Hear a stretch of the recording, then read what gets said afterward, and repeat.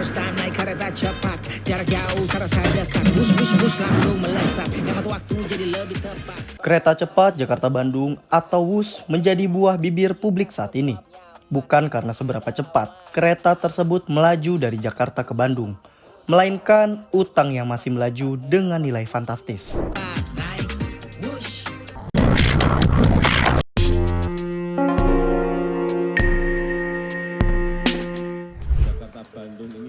Berawal dari era Presiden Joko Widodo yang menetapkan kereta cepat ini masuk dalam daftar proyek strategis nasional atau PSN pada 2016. 7 tahun setelahnya, pada 2023, Jokowi meresmikan langsung operasional kereta cepat sejauh 142,3 km. Dan dengan mengucap Bismillahirrahmanirrahim, kereta cepat Jakarta-Bandung, WUS, saya nyatakan dioperasikan. Terima kasih. Wassalamualaikum warahmatullahi wabarakatuh. Dengan struktur kepemilikan saham Indonesia sebesar 60% lewat PT PSBI dan 40% milik Beijing Yawan HSR dari Cina.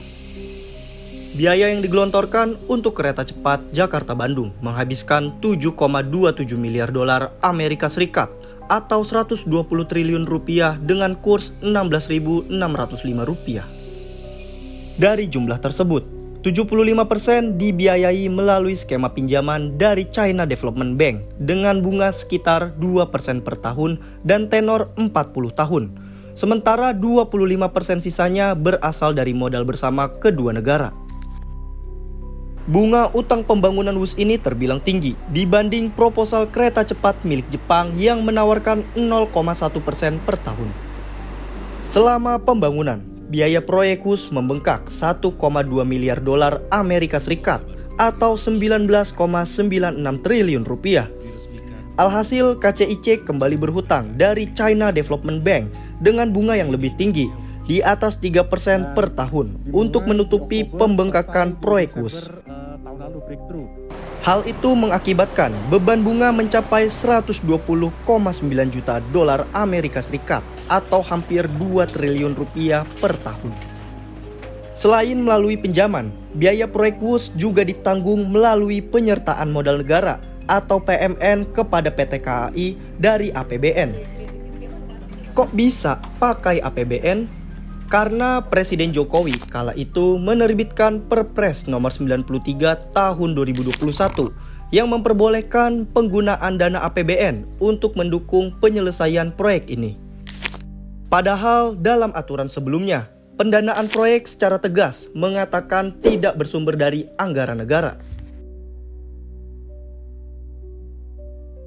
Dan akhirnya, proyek ambisius Jokowi itu kini membebani banyak pihak lantaran menyisakan tunggakan besar 118 triliun rupiah. Karena pembayaran bunganya itu harus sekitar 2 triliun rupiah setahun. Padahal pendapatannya aja cuma 1,5 triliun tahun lalu ya. Kayaknya tahun ini nggak berubah banyak gitu. Dari 1,5 triliun itu belum tentu cukup untuk operasional. Pro kontra antar petinggi negara pun muncul, seperti Menteri Keuangan Purbaya yang dengan tegas mengatakan tidak akan menggunakan APBN untuk membayar utang WUS. Menurutnya, utang tersebut dapat diselesaikan oleh Danantara lewat dividen BUMN mereka. Sementara itu, Ketua Dewan Ekonomi Nasional Luhut Binsar Panjaitan mengklaim WUS sudah mampu menutup biaya operasionalnya sendiri. Selain beban utang yang masih tinggi, WUS juga belum mendapatkan untung alias rugi melulu. Hal ini karena pendapatan operasionalnya belum mampu menutup biaya bunga dan cicilan pinjaman dari China Development Bank. Pendapatan dari tiket di 2024 saja, WUS hanya meraup 1,6 triliun rupiah dengan asumsi harga tiket rata-rata Rp300.000. KCIC mencatat hingga Oktober 2025, WUS baru mengangkut 5,1 juta penumpang atau 16.000 lebih penumpang setiap hari. Masih jauh dari target WUS yakni 30.000 penumpang setiap hari. Presiden ke-7 Joko Widodo pun buka suara terkait polemik utang WUS. Menurutnya, kereta cepat Jakarta-Bandung tidak berorientasi profit, melainkan sebagai investasi sosial di masa mendatang. Ini bahwa awalnya dia bilang ini bisnis to bisnis. Oleh karena itu Jepang didiskualifikasi atas alasan itu. Nah sekarang kalau dia bilang ini bukan untuk mencari untung, ya harusnya pada saat itu proyek Jepang itu jauh lebih murah dan harusnya diterima. Sementara itu, di tengah ramainya isu soal utang WUS yang nilainya fantastis, Presiden RI Prabowo Subianto menegaskan bahwa utang WUS menjadi tanggung jawabnya selaku kepala negara. Nggak usah khawatir apa itu ribut-ribut WUS. Saya sudah pelajari masalahnya. Tidak ada masalah. Saya tanggung jawab nanti WUS itu semuanya. Indonesia bukan negara sembarangan. Kita hitung, nggak ada masalah itu. Ya. Jadi PT KAI nggak usah khawatir. Semuanya nggak usah khawatir. Rakyat. Kita layani rakyat kita. Kita berjuang untuk rakyat kita. Teknologi, semua sarana itu tanggung jawab bersama. Dan itu di ujungnya tanggung jawab Presiden Republik Indonesia. Jadi saya sekarang tanggung jawab WUS. You serious? Apabila uang pembangunan WUS yang menelan 120 triliun rupiah dialihkan, maka dana tersebut bisa digunakan untuk kemajuan berbagai program transportasi publik lain. Seperti pembangunan jalur kereta api baru sepanjang lebih dari 2.000 km untuk daerah luar Pulau Jawa. Utang yang membengkak dan skema bisnis yang tidak profit membuat WUS sedang berada dalam bom waktunya. Lantas bagaimana yang seharusnya dilakukan oleh negara?